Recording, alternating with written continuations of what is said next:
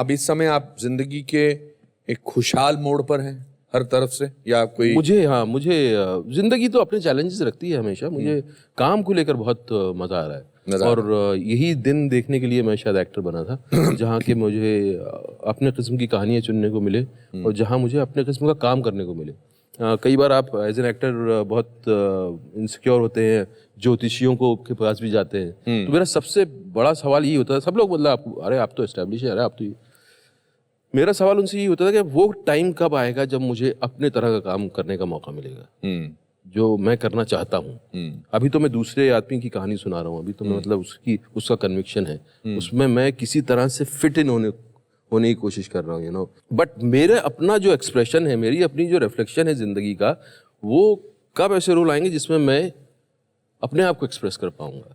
तो that was my you know wait, that was a kind of you know seeking for me. One of my most favorite films of recent times is Pan Singh Tomar. I think script-wise, direction-wise, but the performance, it काफी दिनों तक haunt करती है वो performance.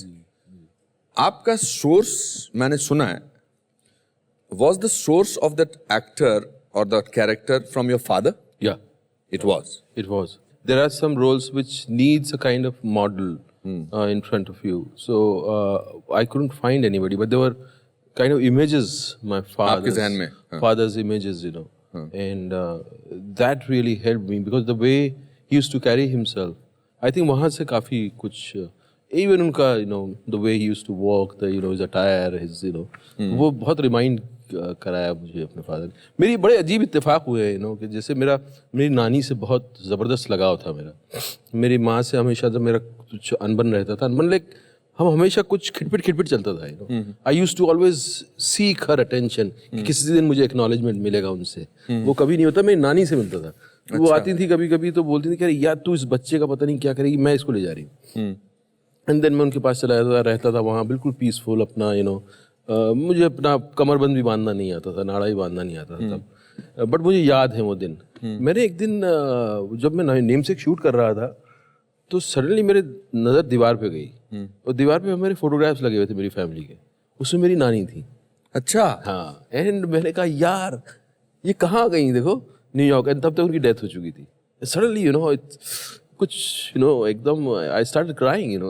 मैंने कहा यार देखो कहाँ पीछे आ गई यहाँ तक, न्यूयॉर्क तक। तो एक हिसाब से आप ये कह सकते हैं कि पान सिंह तोमर जो आपकी जिंदगी का एक बहुत ही खूबसूरत कैरेक्टर आपने पोर्ट्रे किया, is that somehow your way of giving a tribute to your father? My father, या I could relive my father through that film.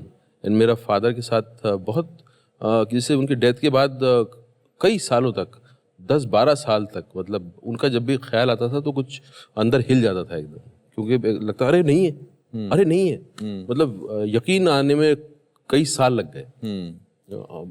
मुझे याद है NSD हम चले गए थे, NSD के बाद कहीं कोई सीरीज में शूट कर रहा था, जंगल में था वो, और सडनली मुझे एक हिरन दौड़ता हुआ दिखा तो मुझे लगा मेरे फादर मेरे पास बैठे हुए एकदम, यू नो। सो वो इतना गहरा जुड़ाव था मेरा उनसे कि वो थोड़ा टाइम लगा उसको धीरे धीरे एक्सेप्ट करने में। आपकी मदर ने आपकी कोई फिल्म देखी है? मदर ने देखी कई फिल्में। मेरे पान सिंह उनको बहुत अच्छी लगी थी। नेमसेक उन्होंने देखी थी, यहाँ बॉम्बे में देखी थी, बट नेमसेक देख के उनको थोड़ा अजीब लगा। प्रीमियर था, काफ़ी लोग आए थे इंडस्ट्री के, तो मैंने पूछा कैसी लगी आपको? हाँ, कि बताओ सही कैसी लगी? तेरा डायरेक्टर का है।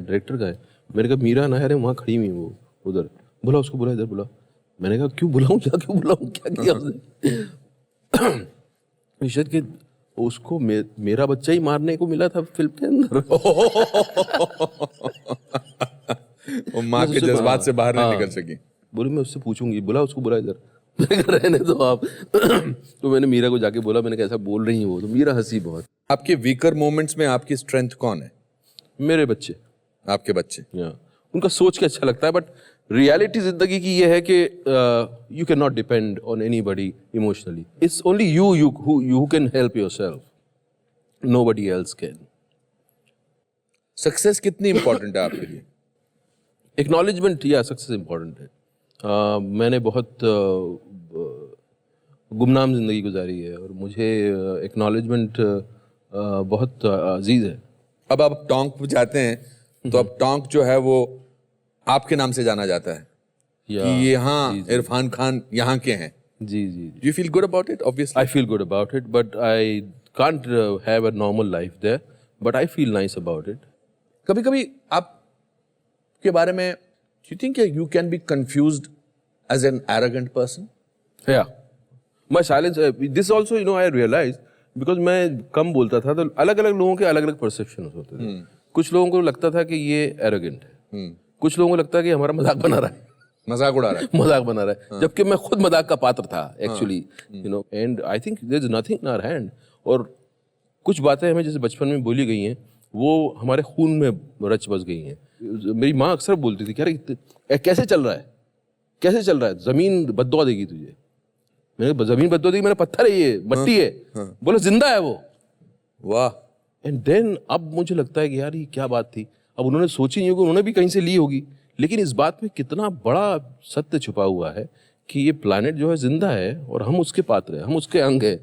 और तो कुछ ऐसी चीज़ें हैं जो कि आपके अंदर रह गई हैं, यू नो, जो आपकी सेंसिबिलिटी कहीं ना कहीं शेप अप करती रहती हैं और जो जिंदा रहती हैं। पता नहीं आपने शायद गौर किया कि नहीं किया, मगर मैंने इस बातचीत के दौरान दो चीज़ें गौर में मेरे आई। एक तो आपने कहा कि मेरी माँ से हमेशा खिटपिट रहती थी, मगर आपने इतनी सारी बातें अपने माँ की कही जो उन्होंने कही थी और आपको याद रही हैं। जी बिल्कुल। So unknowingly I think your major teacher has been your mother. Right. Teacher has been my mother. और जो आपके हीरो थे वो फादर, वो आपके फादर थे। जी सही बात। हाँ, जिंदगी के इतने सालों में आपने बहुत उतार चढ़ाव देखे हैं। हम हमेशा अपने गेस्ट से पूछते हैं कि ऐसा कोई हादसा, ऐसा कोई किस्सा, ऐसा कोई मोमेंट जब आपके साथ गुजरा और उसको आपको देखकर ये महसूस हुआ कि अगर ये हो सकता है तो कुछ भी हो सकता है। I think the only moment was जो कि मुझे बिलीफ नहीं था, जो मुझे लग रहा था कि ये नहीं हो सकता क्योंकि मेरा एक्सपीरियंस भी नहीं था, एंड जो मेरे लिए बहुत बहुत बहुत बहुत बहुत ज़रूरी था, नेशनल स्कूल ड्रामा में जाना। वो जो मेरा एडमिशन हुआ वो मेरे लिए सबसे बड़ा यू नो सरप्राइज था। ये हो गया तो फिर कुछ भी हो सकता है। कुछ भी हो सकता है। अब मैं कुछ भी कर सकता हूँ। कुछ भी। वो मोमेंट वाकई ऐसा था कि मैं जिस वक्त मैं अपना बिस्तर बंद होल डोल बांध के रिक्शा में बैठ के जयपुर से निकल रहा था तो मुझे लगता था मैं कुछ भी कर सकता हूँ। उमंगों भरी उम्र है, पूरे आलम को फतेह करने के ख्वाब देखने की उम्र है। तो बिल्कुल वैसे मैं भी 19 साल का था। तुगलक का डायलॉग है। हाँ? वाह वाह।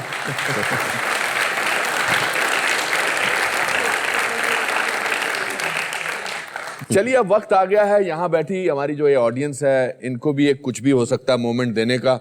Okay great. हमारे इरफान यहाँ पर ये बोल हैं, इसमें कुछ पर्चियां हैं और इसमें से आपको एक पर्ची निकालनी है और जिसका नाम निकलेगा उसको हम यहाँ बुलाएंगे। वाह वाह वाह वाह। ओके, पढ़ दीजिए किसका नाम। चिराग। चिराग आइए। वाह।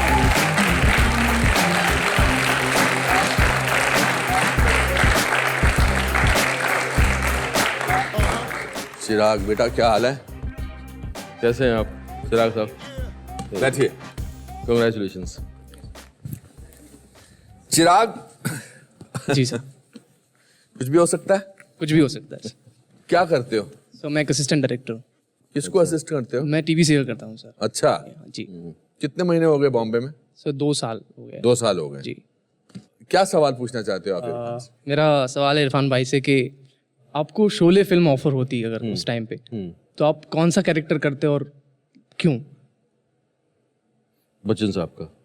क्यों सर? क्योंकि वो उसमें कुछ यू नो मैजिक है, कुछ स्टाइल है इसमें एक और वो कुछ छोड़ जाता है, यू नो, कुछ पैथोस छोड़ के जाता है वो। You will not want to do Gabbar? मतलब मेरे में टैलेंट नहीं होता। अच्छा। हाँ, मैं उतना मुझे नहीं लगता कि मैं अमजद खान जितना, उसने जो कर दिया I don't think anybody can touch that. हाँ, वो उसके अपने आई थिंक वो पैदा इसलिए हुए थे। कोई कोई रोल होते हैं जिसको आदमी आई थिंक एक्टर वो पैदा होता है उसको करने के लिए। अमजद खान को कोई टच नहीं कर सकता है। अब हम आपको इनकी पसंदीदा चीजें कुछ देना चाहेंगे। ये हमने कुछ आपकी तरफ से चीजें दी हैं। बिल्कुल बिल्कुल बिल्कुल। क्या बात, अरे वाह वाह।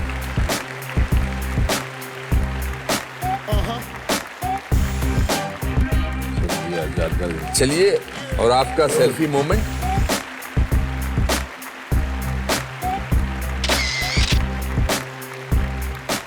Thank you and congratulations. All the best, you take care. Well done, बहुत बहुत शुक्रिया। चलिए इरफान, बहुत अच्छा लगा आपसे बात करके। इनफैक्ट मैंने आपको जाना पहली बार। हम एक दूसरे को बहुत सालों से जानते हैं और बहुत बार मिले भी हैं, कुछ मोहब्बत की बातें हुई हैं, कुछ तकरार भी हुई थी एक बार, बट एक म्यूचुअल एप्रिसिएशन हमेशा रही है। But today I think as a person I have greater respect for you. As an actor, the world recognizes your talent. International cinema में, हिंदुस्तानी सिनेमा में भगवान आपको और तरक्की दे। हमने अपने कुछ जज्बात इस पेपर पे लिखे हैं। हम चाहते हैं कि आप इसे सुने और इसे भी अपने घर में लगाइए, रखिए। मुझे इस बात की बेहद खुशी होगी। आइए।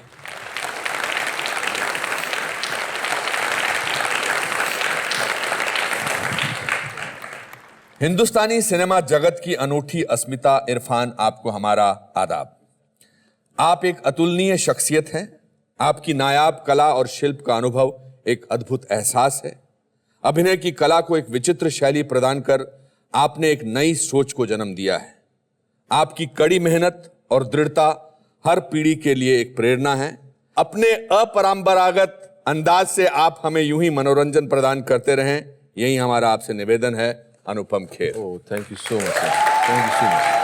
Thank you so much. Thank you. दोस्तों, इसी के साथ आज का एपिसोड खत्म होता है। मुझे उम्मीद है कि इरफान से मिलकर आप सबको प्रेरणा और खुशी मिली होगी।